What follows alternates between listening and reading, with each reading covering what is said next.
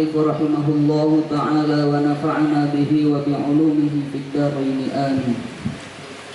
بسم الله الرحمن الرحيم.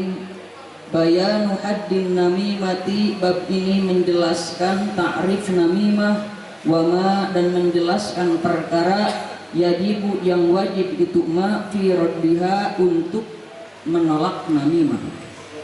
I'lam, ketahuilah, annasman namimati, bahwa sesungguhnya nama namimah, innama yutlaku, itu hanya dikatakan fil aktsari, dalam kebanyakannya, alaman, atas siapa saja, yanumu, yang mengadu domba, man qaulal ghairi, terhadap ucapan orang lain, ilal makuli fihi, kepada orang yang diajak bicara.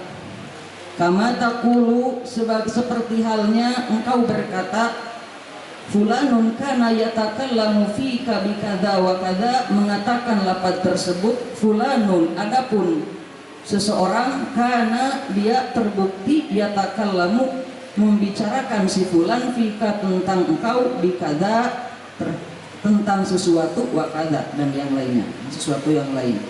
Walaisat, dan tidaklah, apakah an-namimatu, nama namimah itu, mukhtasatan, dikhususkan, bihi, terhadap man yanummu qaulal ghairi, bal hadduha, namun akan tetapi takrif daripada namimah itu, kasfuma, adalah membuka perkara yukrohu, yang dibenci, tidak disukai. Apa yang tidak disukai? Kasfuhu, dibukanya itu ma. Sawaun, sama saja, karoha, tidak menyukai hu, terhadap ma yukrohu kasfuhu, siapakah? Al-mankulu anhu, orang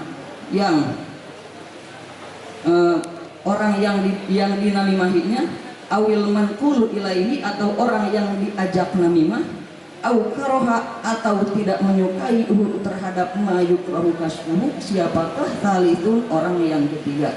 Wasawaun, dan sama saja, karena ada, apakah al kasfu, membuka aib itu, namimah itu, bil qauli, dengan ucapan, au bil kitabati, atau dengan tulisan, au bil ramzi, atau dengan rumus, au bil imai, atau dengan isyarah yang khafiyah. Wasawaun, dan sama saja, karena ada, apakah al-mankulu, sesuatu yang dibuat namimah itu, minal a'mali, berupa perbuatan, au minal aqwali, atau berupa ucapan. Wasawaun, dan sama saja, karena ada, apakah al-kasfu, membuka atau membuka mayukrahu itu, bil qauli, aiban, itu adalah aib, wa naqson, atau kekurangan, filman kuli anhu, tentang orang yang dinamimahinya. Aulam yakun, atau bukan aib dan bukan nakson, bal haqiqatun namimati, akan tetapi adapun hakikat namimah itu, ifsya'us sirri, yaitu menyebar luaskan rahasia. Wahatus. Selanjutnya pertanyaan dari Dewan Juri, kami persilahkan. Ya'lam anna isman namimah inna yutlaqu fil aktsari alaman yanumu, ya. Tadi baca yanumu. Iya. Qaulal ghairi ilal maquli fihi. Arti ininya tekstual dari al maqul fihi itu apa? Maqul fihi, orang yang diajak bicara atau isi bicaraan, kontennya. isi yang saya pahami isi bicaraan. Kontennya nih. Kontennya. Tadi saya dengar maknanya itu adalah orang yang diajak bicara. Terus di sini saya ingat, pengen klarifikasi.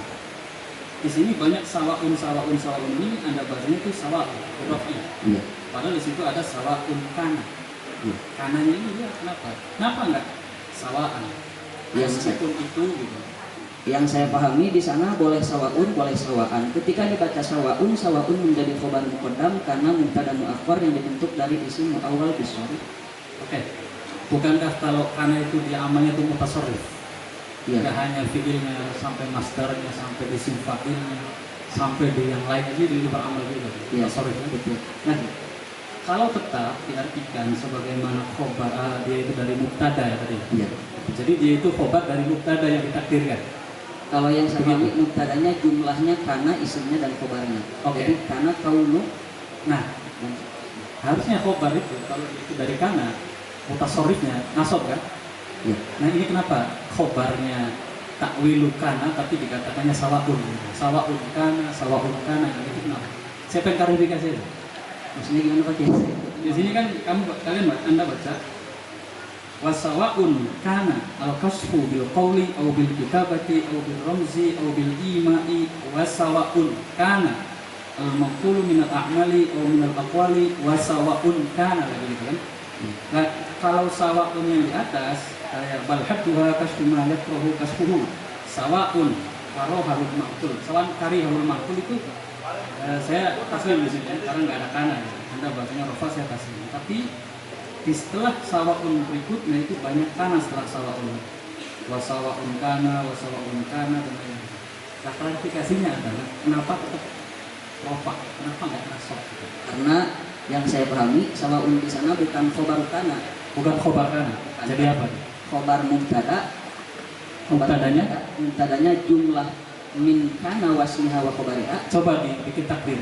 wa takdiru wa sawaun kaulul kasfi bil qauli. Nah, kau dulu juga kan? Ya.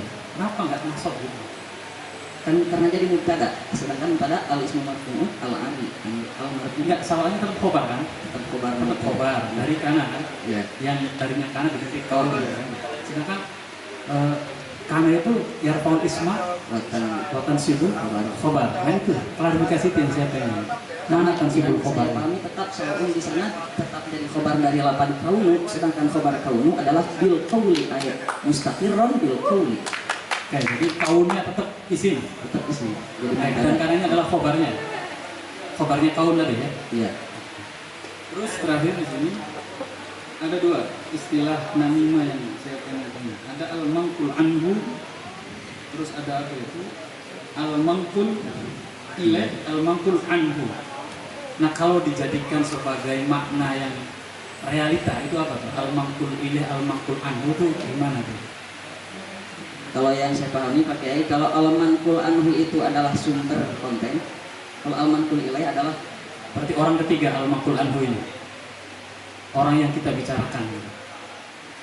bukan sumber konten. Isinya, Konten isi itu kalamnya. asalnya dari mana? Bukan al-mangkul finya bukan ya? Karena Kalau al-mangkul ilaih adalah al-manqul ilaih sasaran kita menyampaikan komunikasi kitanya. Ya. Oh, ya makasih.